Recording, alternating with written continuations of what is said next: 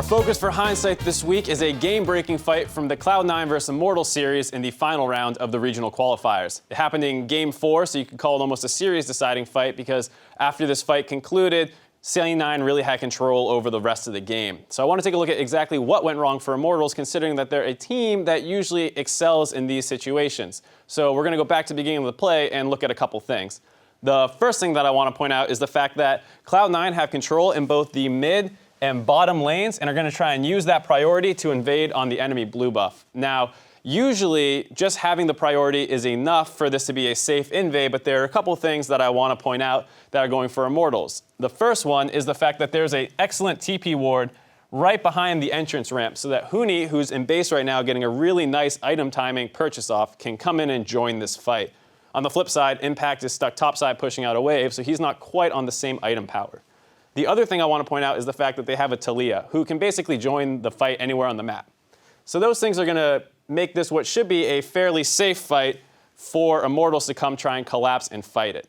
But they're going to make 3 critical mistakes in this fight that are going to turn it against them. The first one to point out is that while the Taliyah ult is a good idea, it doesn't actually go far enough to block off the entrance, which is going to allow Cassiopeia to come in and join this fight and basically take it over.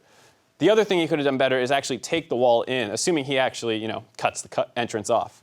It can be scary as the Taliyah to come into a fight, just close melee range, but Immortals has a number of defensive options, so they should be able to protect Pobelter once he ends up in the middle of the team. Unfortunately for them, they don't use those abilities correctly. The first thing that they do incorrectly, of course, comes from Adrian.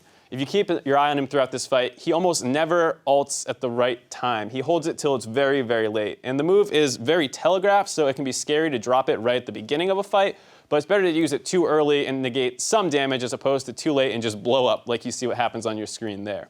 The third and final thing that goes wrong for them is the fact that their exhausts are all still up at the end of the fight. It feels really, really bad to lose a fight when you basically could have done more to try and win it.